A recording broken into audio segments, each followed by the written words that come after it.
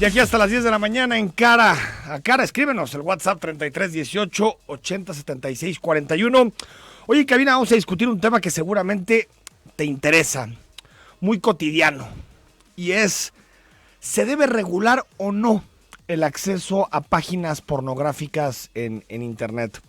Un estudio muy interesante de la Organización de las Naciones Unidas revela que México es uno de los mayores consumidores de pornografía y sobre todo pornografía infantil, y también revela que el acceso, la consulta de material pornográfico en Internet cada vez comienza a menor edad, es decir, cada vez comienza a los 11, 12, 13, 14 años o incluso antes, cuando las y los jóvenes no tienen pues la educación sexual, la orientación para poder procesar pues videos en donde hay violaciones, violencia sexual explícita, acoso, hostigamiento.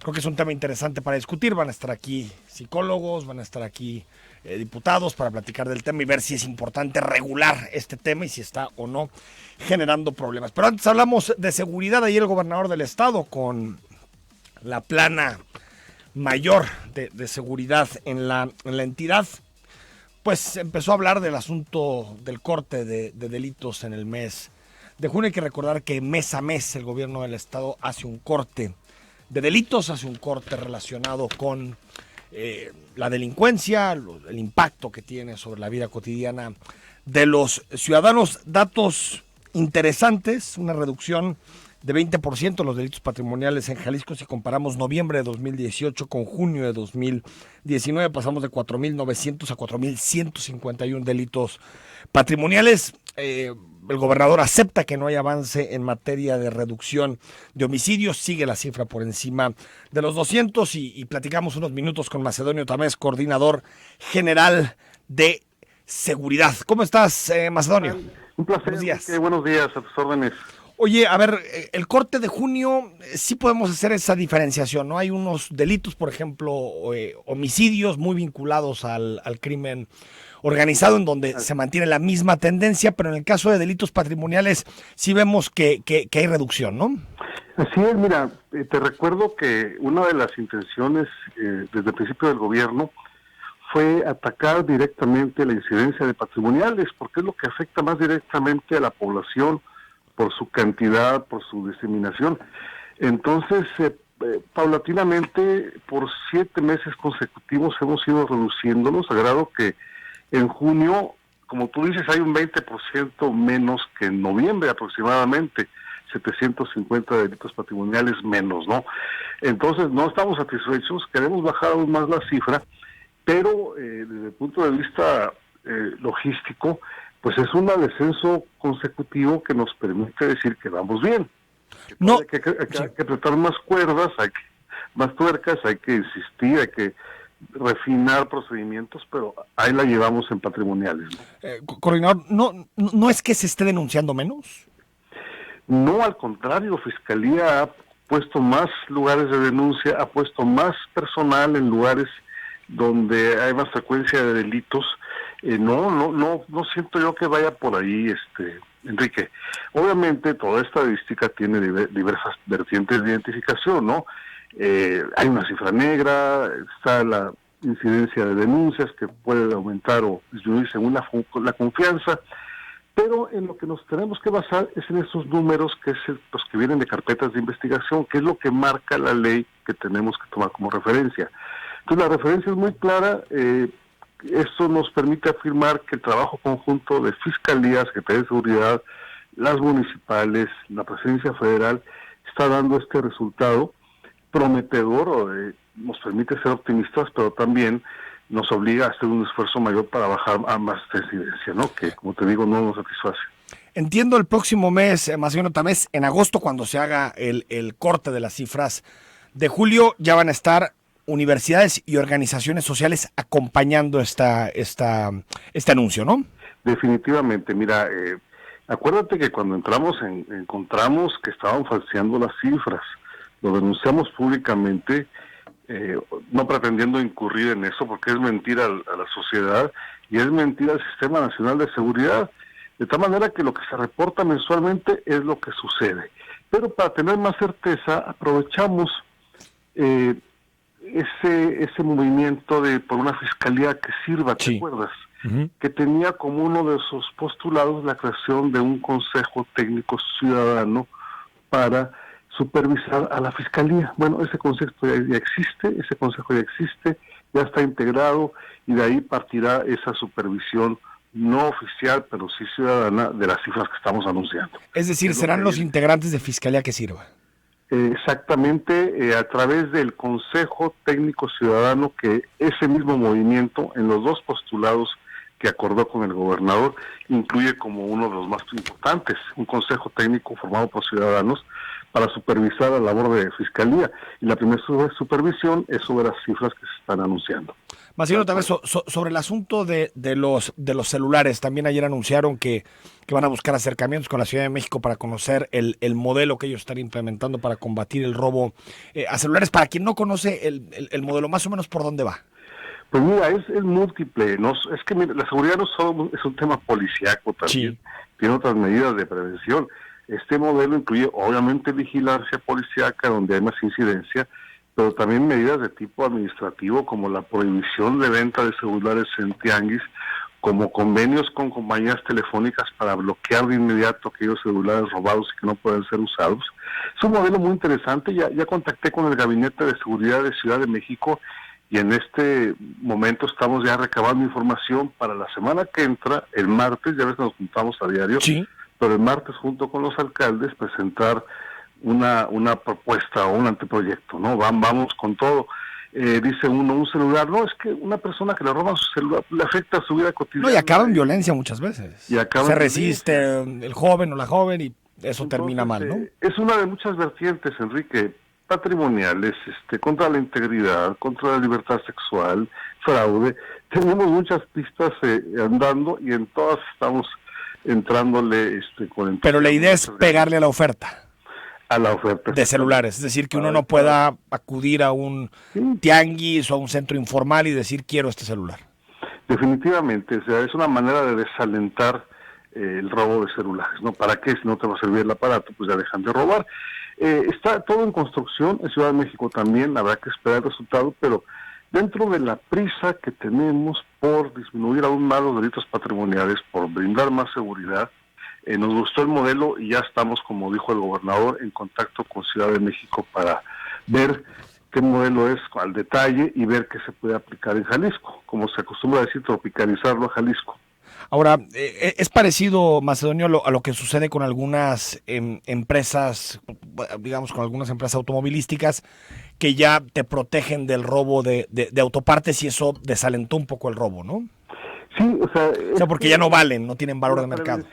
La prevención se basa principalmente en desalentar a que la gente robe, ya sea por dificultad de usar o vender lo robado, o ya sea porque...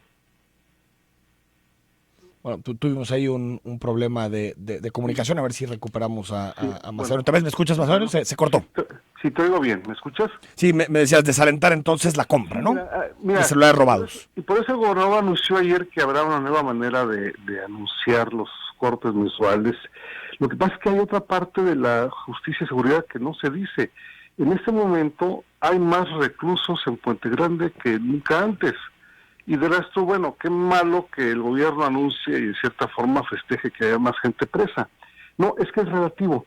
Aquí lo que es de celebrar es que hay menos impunidad. Fiscalía está haciendo cada vez mejor trabajo, integrando sus carpetas de investigación, haciendo acopio de pruebas, llevando con cuidado los procesos. Y el Poder Judicial de Jalisco, con todo lo que está pasando, está respondiendo a la presión del Ejecutivo para que haga bien las cosas. Entonces, este comentario que te hago de que hay más gente vinculada a proceso, detenida con prisión preventiva y hasta sentenciada, es una muestra de que estamos también abatiendo la impunidad. Y eso en automático desalienta la comisión de delitos. Dos temas más, Macedonio, para despedirte. El primero, sobre los feminicidios. Ayer el gobernador en la rueda de prensa dijo 0 feminicidios en junio. Así Después la fiscalía dijo que no, que había 1. Si tú nos puedes aclarar la cifra.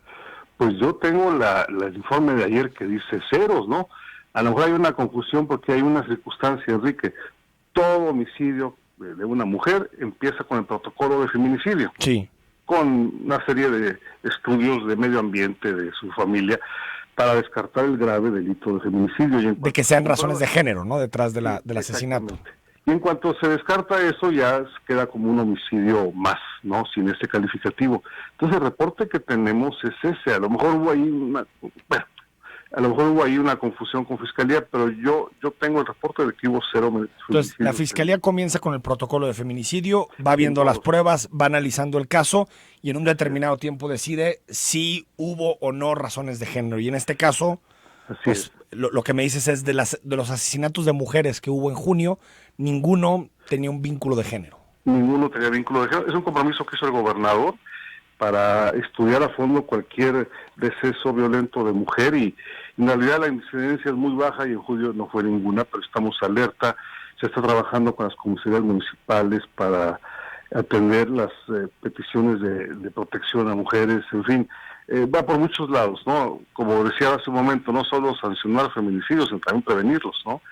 Y entra el otro gran capítulo, que es la cultura machista que tenemos en este país y que ya es tarea de escuelas y familias superar. Te despido con esto, la Policía Metropolitana, ¿cuánto falta para que se anuncien los detalles de la Policía Metropolitana? Bueno, el señor gobernador ha estado trabajando intensamente en ese tema con los alcaldes, es competencia de ellos, y antes de que termine julio ya será un anuncio tanto del convenio como seguramente del titular, Enrique.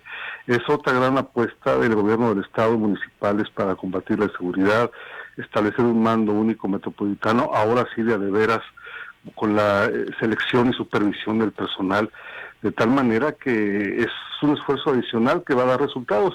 Y mira, han disminuido los patrimoniales poco, no nos satisface, pero Enrique, esto va a llevar tiempo, lo dijo el gobernador antes de entrar y lo ha repetido, y eso, el que los resultados estén ya viéndose, nos anima mucho, no nos hace perder la paciencia y nos permite seguir apretando el paso todos los días. Y creo que la gente lo sabe, Macedonio, pues bueno, la situación que tenemos actualmente no empezó ayer, ¿no? Así es, pero va a acabar pronto. Gracias, coordinador. Ándale, saludos, buen día. Macedonio Tamés, coordinador de seguridad. Ayer, datos en materia de seguridad, cada mes está haciendo un corte de delitos al gobierno del estado. Creo que es positivo que a partir del siguiente mes estén las universidades y las organizaciones sociales ahí sentados, pues de alguna forma poniendo su credibilidad ahí en la mesa para que sepamos que realmente estas son cifras creíbles, que son cifras que podemos comparar, que no están maquilladas, que no están copeteadas. Me parece importante que se reúnan con sociedad civil y también con universidades. Vamos a ir a un corte. Al regreso comenzamos nuestra mesa, un tema que está generando mucho debate a nivel mundial. ¿Qué hacer con la pornografía? ¿Cómo regularla? Hay que pedir identificaciones para valorar que el internauta que está buscando pornografía tenga más de 18 años. ¿Qué hacer para que algunos videos explícitos y que aparte contienen violencia, abusos, fetiches? ¿Qué hacer para que eso no impacte la educación sexual de los jóvenes, los adolescentes, quien está formando de alguna forma su identidad en torno a este tipo de temas y que se encuentra con este material y se normaliza? De pronto en un video de pornografía una violación se normaliza y vamos a platicar con diputados, vamos a platicar con psicólogos para entender qué podemos hacer en esta materia. Recuerda, el WhatsApp es 33 18 80 76 41.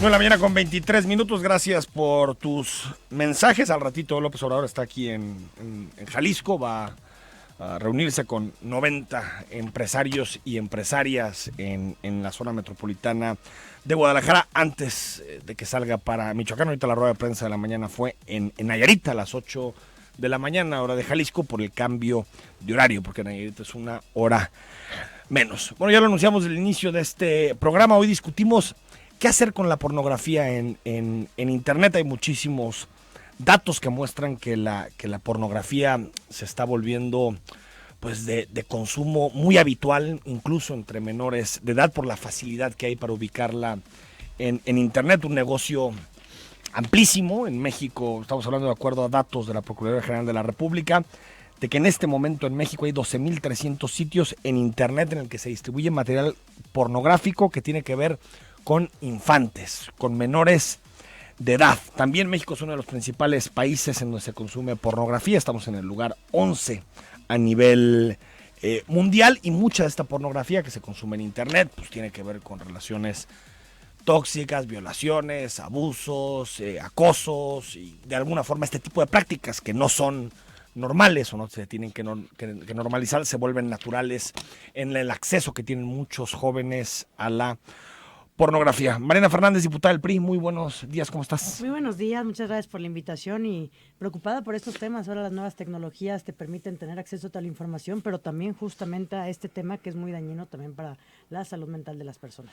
Atsiri Gómez, eres psicóloga, profesora del Departamento de Psicología Básica de la Universidad de Guadalajara. ¿Cómo estás, Sí, Atsiri? así es. Buenos días y muchas gracias por la invitación. Pues importante compartir un poquito, ¿no? ¿Qué pasa además de todo esto que mencionabas como problema social, pero qué también pasa dentro de la mente de las personas? A ver, ¿no? ¿por qué no empezamos por ahí? ¿Qué sucede, plantándonos sobre todo en el caso de los menores de edad, quien tiene menos de 18 años? ¿Qué pasa con las personas, sean hombres y mujeres? La mayoría son hombres, el 75%. ¿Qué pasa con este contacto, con este tipo de contenido? ¿Se vuelven normales? ¿Se han vuelto las relaciones sexuales mucho más agresivas? ¿Qué sucede cuando tienes contacto con este tipo de pornografía tan explícita? Bueno, pues tenemos que entender que la pornografía tiene dos caras, ¿no? Primero, hablar de las desventajas que se tiene, pero que también tiene ciertas ventajas y que también se puede utilizar para la educación sexual, por ejemplo, ¿no? Entonces, es cierto que la pornografía, conforme ha ido avanzando y conforme ha ido cambiando las tecnologías, hemos tenido o se ha tenido mayor acceso a ello, ¿no? Y entonces, por tanto, genera un mayor número de desventajas, ¿no? Y entonces hablamos, por ejemplo, desde la creación de adicciones, tal cual como si fuera una adicción a alguna droga o al alcohol, se genera las mismas sustancias. ¿Tiene ¿no? algún nombre? De La adicción a la pornografía. Así. Así Pornoadicción. Digamos. Vamos a empezar a inventar. Pornismo, ¿no? Algo así. Y es que lo que pasa es que en el cerebro se genera una sustancia que se llama dopamina, ¿no? Que es la sustancia que se encarga de producir el placer y la satisfacción en una persona, que es la misma sustancia que se genera cuando uno consume cierto tipo de drogas e incluso el alcohol. Hace que uno se sienta bien.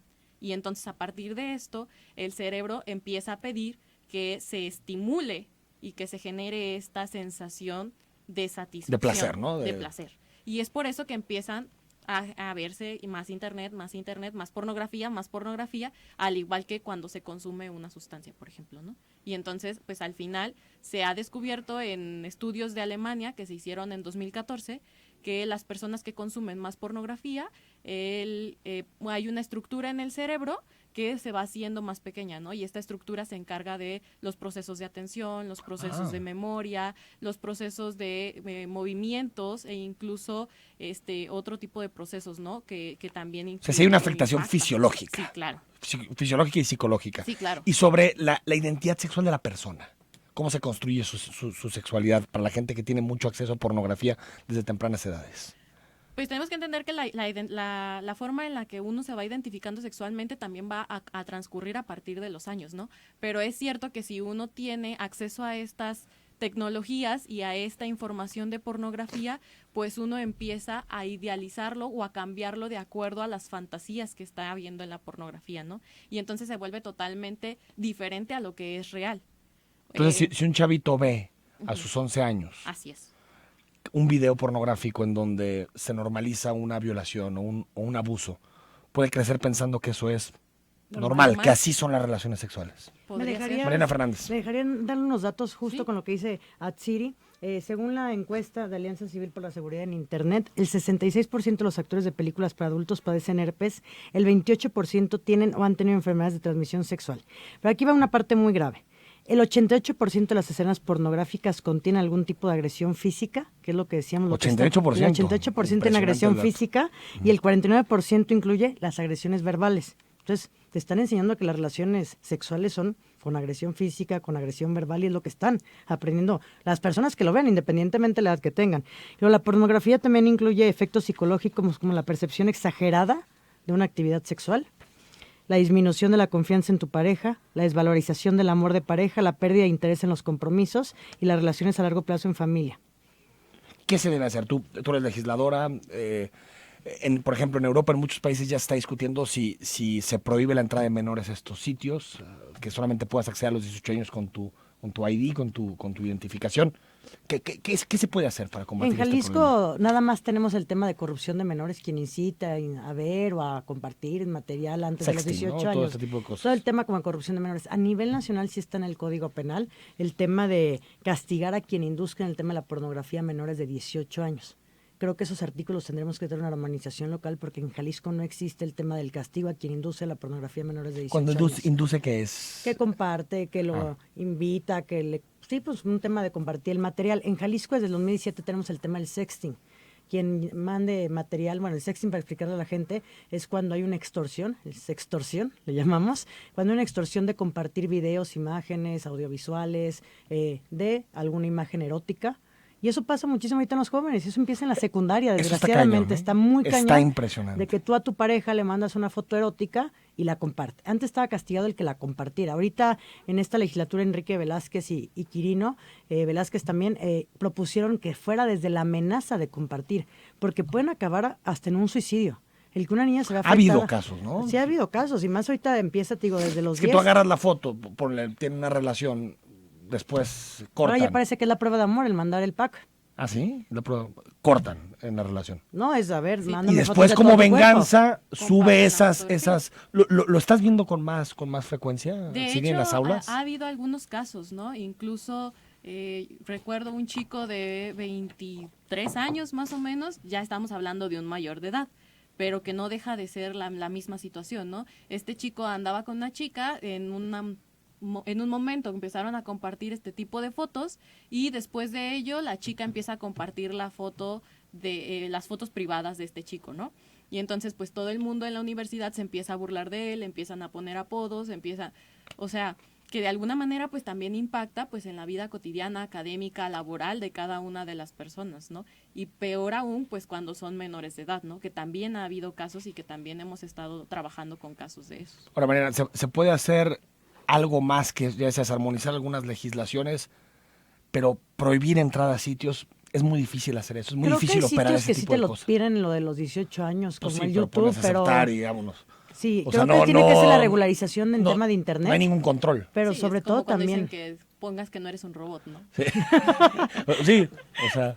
Digo, lo más grave es entre los 18 y 16 años. Pero también te dicen que la mayoría de las denuncias son de 10 a los 30 años. O sea, que es la edad, pero la peor te puede pasar, el peor trauma de tu vida te puede pasar ante los 18 años con el compartir este tipo de material. Creo que no es solamente el tema de la legislación, porque la legislación está desde 2017 en el tema del sexting. El tema es, la gente no denuncia, el 80% no denuncian Te esto. da pena incluso, ¿no? Sí, te da mucha pena y además ya es suficiente el trauma mental que te dan como para que para te tengan que irte a la enfrentarte fiscalía. al no acceso a la justicia en este estado. Estaba leyendo ayer sí se puede decir, ¿no? De la Silla Rota publicó una información sobre el sexting en Jalisco y decía que había 160 carpetas de investigación desde el 2017. Que son De esas- poquitas, ¿no? Sí, pero Digo, al final para lo... es un símbolo lo que de hay. cuánto puede haber de justicia en esas 160 carpetas de investigación. Y nada más 2 tienen una sentencia condenatoria y nada más 3 tuvieron un seguimiento procesal en este tema. Que aparte es fácil probar eso, porque ahí está la evidencia en los teléfonos. Y que desgraciadamente en el teléfono, que ya todos tienen un teléfono inteligente, la mayoría de las personas, no es solamente el tema que tú envíes, es las fotos que tú tengas están en una nube. O sea, perfectamente quien tenga acceso a la nube puede compartir todo tu Y material. bajarla. Por eso sí se cambió este año, que nada más con la amenaza de decir, si no me das esto, envío O sea, la con foto. la amenaza de publicar fotografías ya puedes ir a denunciar a la Con la a la pura fiscalía. amenaza, Con esa la fue pura la amenaza. modificación que tuvimos este año. 9 de la mañana con 33 minutos, platicando sobre pornografía. ¿Qué hacer para enfrentar los efectos nocivos de la pornografía y la dispersión de páginas pornográficas en Internet? Escríbenos al WhatsApp 3318 8076 41.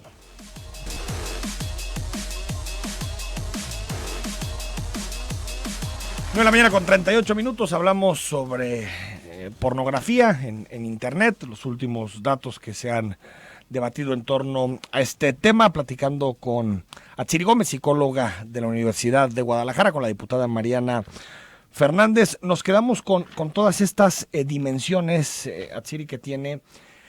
Las nuevas generaciones están más sexualizadas Sí, sí. que tal vez una generación antes que nosotros o 2 generaciones. Sí, sí, y es que se debe también a los procesos sociales que hemos venido viendo, ¿no? Desde el feminismo, la liberación de la mujer y también la acercación y la formación de las nuevas tecnologías, ¿no? Y la forma en la que se comparten y cómo es que los nuevos dispositivos ya están cada vez en manos de más pequeños.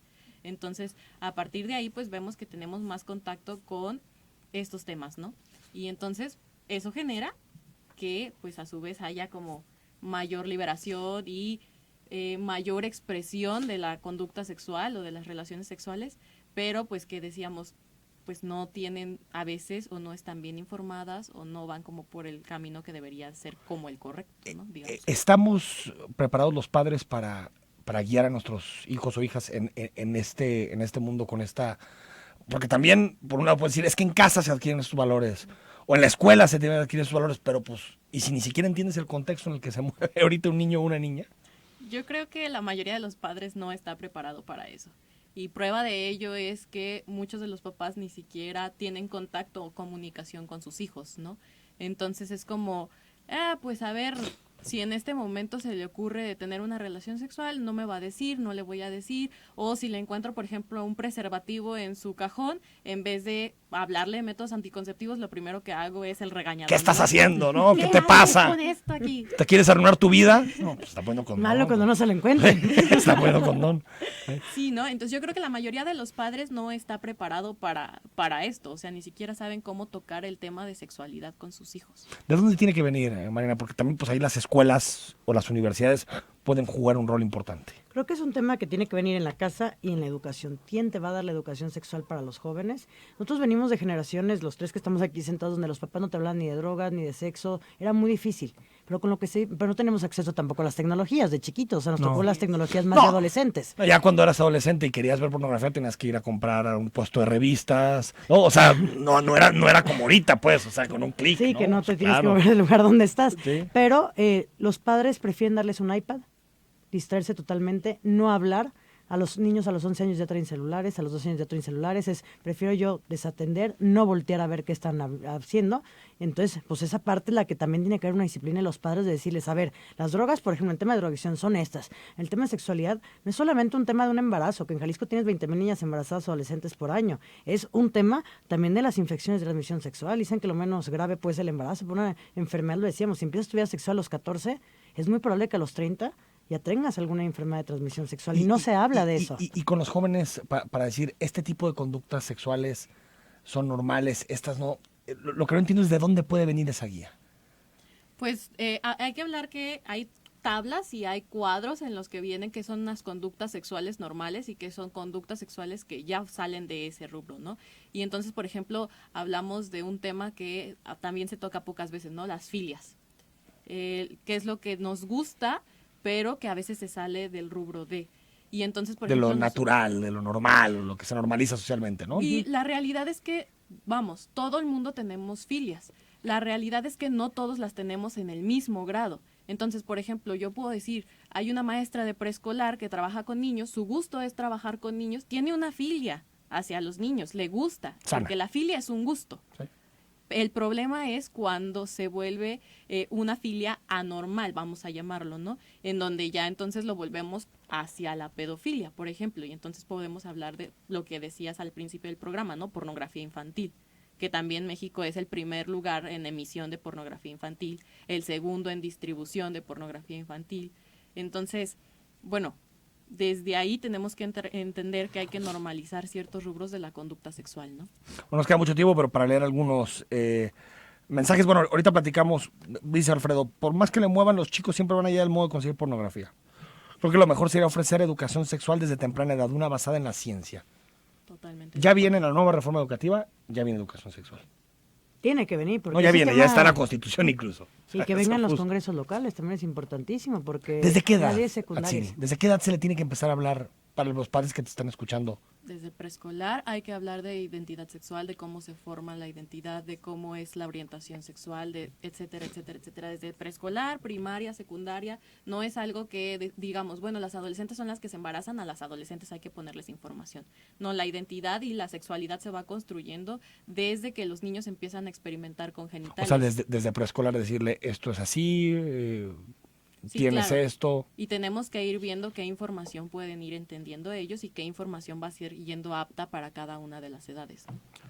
Francisco Reyes, ¿por qué no se aborda desde la educación, es decir, prevención? ¿A quién se le ocurre tomarse fotos íntimas y compartirlas? ¿Acaso hemos fallado como papás con quien las comparten? Pero yo creo que tampoco no podemos estar aquí en un programa diciendo, no compartas tus fotos, no te las tomes. Es que es un porque asunto si no de se las ve como un nuevas tema generaciones. moralista, o sea, No, a ver, el que claro tienes que que castigar no es a quien se las tome, es a quien las distribuye. O sea, vamos viendo a quién se va a Pero tú canalizar. sabes el riesgo cuando te tomas una fotografía de ese Sí. tipo. Yo lo sé a los 32 años, Quique. Una niña embarazada de 14 años, una niña de 14 años en una relación, pues dices, mándame tus fotos y yo voy a estar contigo toda la vida. ¿Y quién es el problema? ¿Quién las distribuye? No quien confía. O sea, hay que ver hacia dónde estamos canalizando el error. Es que tal vez no podemos comprender O ese sea, fenómeno como porque... papá, si después de tus hijas nunca compartas una foto, sabes con quién andas, pero no de quién te separas. Y lo que se sube a internet, ahí se va a quedar toda la vida, ¿eh? Es un tema muy grave. O sea, lo que sube a la nube ya no hay forma de que lo eliminen, ¿no? El video de que quieras, siempre va a estar ahí el video. Entonces, yo sí creo que es los papás hablar con las hijas, pero también con los hijos de... Tú no estés pidiéndole fotos a tus compañeritas desnudos, mucho menos las distribuyan, ¿no? Si es un tema también de... Te puedes meter de en cómo este riesgo, ¿no? Pues ya ahorita sí son años de cárcel. Por las extorsión sí son años de cárcel. Bueno, nos dice terminación 8856. Mi hija de 9 años empezó a ver videos que no debía ver. Al darme cuenta le puse candado a las páginas, solo dejé abiertas las adecuadas. ¿Por qué los papás no están viendo qué ven sus hijos? O sea, sí tenemos una indiferencia, digo, yo no tengo hijos, pero en un tema de darles el celular, darles el iPad, que se entretengan. Y antes había generaciones donde los papás sí estaban mucho más al pendiente de lo que hacíamos, te llevaban a la fiesta, había horarios, había una disciplina, había límites, que ahorita pareciera que lo que no hay son límites. Ahí te dejo la computadora, ¿no? Nos dice también Eduardo Vallejo, el sexting debe ser perseguido implacablemente, pero sobre el acceso a páginas creo que es gastar energía en vano. Tecnológicamente no existe un solo método ni medianamente eficaz para eso, no hay forma. Sí, es por eso que decimos, no solamente es el bloquear las páginas de internet o el ponerles candados de seguridad, ¿no? Sino que también hay que hablarles de qué es el sexo, de cuáles son los métodos, de cuáles son las enfermedades, de qué es lo que puede pasar si adquieren la pornografía. Perderle miedo. Sí, claro, o sea... Y también en los medios, ¿no? De comunicación. Ajá. Perderle miedo a que este tipo de cosas se discutan, se debatan, Porque siguen ¿no? siendo un tema tabú. Sí. O sea, cuando estamos viendo que la liberación cada vez está... A mi gente en Twitter me dice, ¿de verdad van a hablar de pornografía? Sí, ya está grave. Qué cosa tan Matutino, yo, ¿cómo rara. les digo que voy a hablar de ese tema? Qué cosa tan rara, ¿a poco eso existe? ¿No? Es como Son la de los mentalidad- temas que no se... No, pero es una no mentalidad nadie conservadora de pues, todos sabemos que existe, todos sabemos que se consume, pero mejor no hay Pero que nadie voltear a habla. verla, ¿no? Ajá. Manuel Godoy dice, yo no sé qué chiste le agarran a esas personas a ver esas cosas, y sobre todo con niños. ¿Cómo te puede dar placer el sufrimiento de niños al hacer esto? Pues es que era lo que decíamos, ¿no? Ahí está esta como hormona La del dopamina. placer. Y entonces, pues no hay como forma de regular a qué horas quiero yo que se active la hormona o no quiero que se active. Simplemente es algo que pasa en el cerebro. Es como cuando algo te hace feliz, inmediatamente se activan neurotransmisores en tu cerebro. Son sustancias. No hay como forma de regularlo. 43-44, buen día. Para el acceso a estas páginas pornográficas se debería de pedir la clave del INE y la contraseña. Yo sí creo en que se tienen que meter mucho más filtros, sí creo que puede Yo sí servir, creo esto o sea, del INE, ¿eh? que es el Sí. tema de la accesibilidad tan rápida que se tiene esos... Como O sea- tú dices, ¿eres robot? No, no soy. Ah, bueno, ¿tienes Listo. mayor de 18 años? Sí, sí, tengo mayor de 18 años. O sea, sí creo que los candados pueden ayudar porque ahorita lo que es fácil es el acceso inmediato. Sí, si Ah. quieres comprar alcohol por internet, si quieres comprar cualquier cosa por internet que tienes que ser mayor de edad, pues pon tu clave del INE, se verifica automáticamente en línea y pasas como se verifica una tarjeta de crédito. O sea, no, o sea, digo, yo sé que es imposible limitar la dispersión de material pornográfico en internet, pero tal vez sí se puede hacer algo para que los niños y las niñas comiencen a ver esos videos después. O cuando tengan un poquito más de herramientas para juzgar esa información, ¿no, Atsiri? Pero Sí, sí, yo creo que sí. De hecho, hay países en Europa que ya realizan este tipo de seguimientos, bloqueos. ¿no? Por ejemplo, Reino Unido.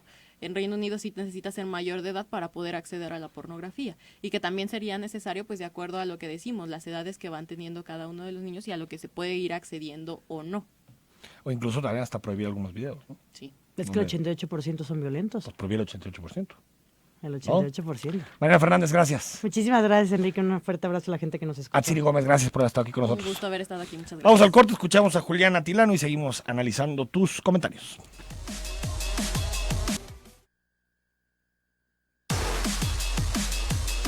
9 de la mañana con 52 minutos. Se fue Carlos Ursúa de la Secretaría de Hacienda. Llegó Arturo Herrera y definitivamente ha sido el tema de la semana, el que elige, por cierto, nuestro colaborador Julián Atilano. Julián, muy buenos días. ¿Cómo estás? Enrique, ¿qué tal? Buenos días, muy bien. ¿Y tú qué tal? Todo en orden. Adelante.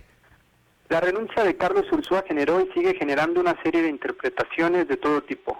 Una de ellas impulsada por López Obrador y por muchos personajes afines a la Cuarta, señala que el exsecretario era una palanca neoliberal, un conservador que impedía el desarrollo del actual gobierno.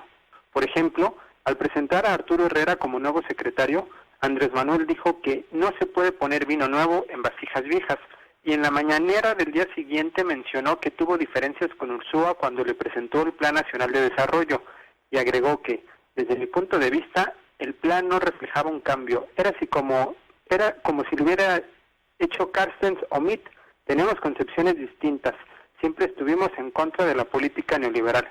Sin embargo, López Obrador está en contra de la política neoliberal porque ha realizado o aprobado una serie de acciones en ese sentido, me pregunto.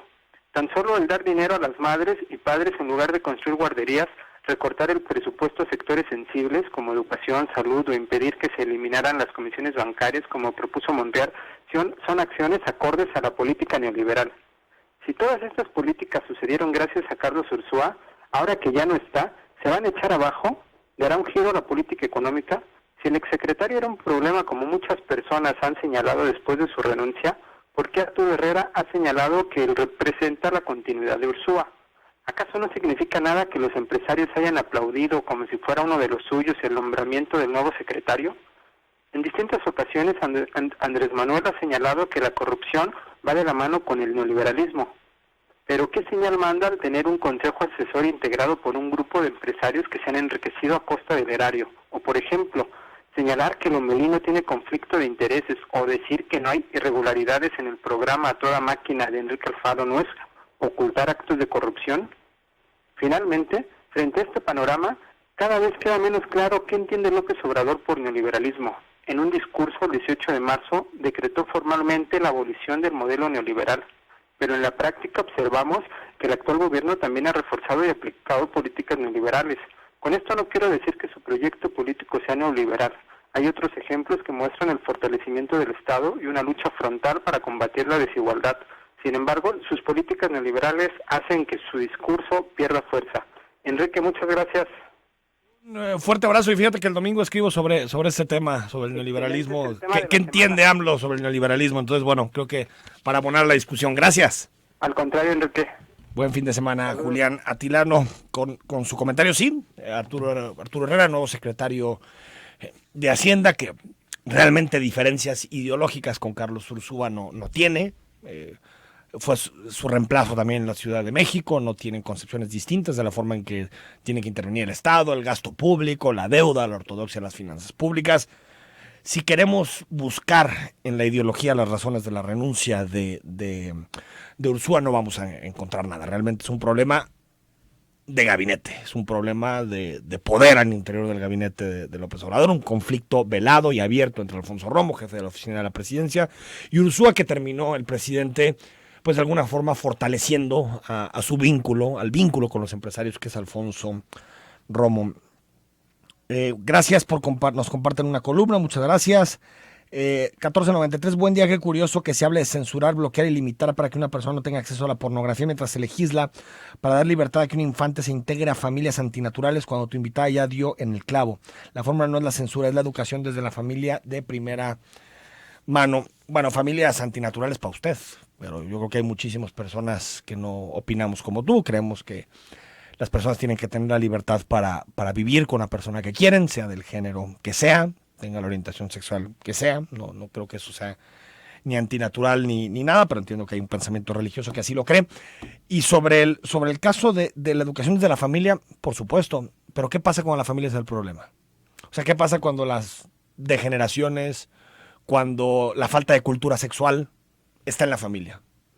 Pues no es la solución. También tiene que existir educación, tiene que existir escuelas, tiene que existir información. Digamos que no es un trabajo simplemente de las familias, porque si fuera un trabajo simplemente de las familias, pues tal vez no tendríamos este problema, tal vez no nos enfrentaríamos a este problema, estaría resuelto. Entonces creo que es mucho más complejo. Eduardo Vallejo, los papás que andan en edades arriba de 40 rara vez entienden cómo usar de forma avanzada una computadora o un celular. Es normal que no entiendan cómo regular lo que ven tus hijos. Pues sí, son generaciones distintas. Digamos que a veces es complejo entender, porque cuando una persona no se sexualiza en una etapa hipertecnologizada como la actual, pues tal vez algunas cosas como estos packs, estas fotografías son muy extrañas que alguien se atreva a hacer eso, pero en las nuevas generaciones parecen muy normal. Anabel Robles nos dice: saludos Enrique desde Colotlán, un abrazo grande a Mariana, se lo paso de tu parte, muchas gracias por escribirnos desde allá, desde el norte de nuestro estado.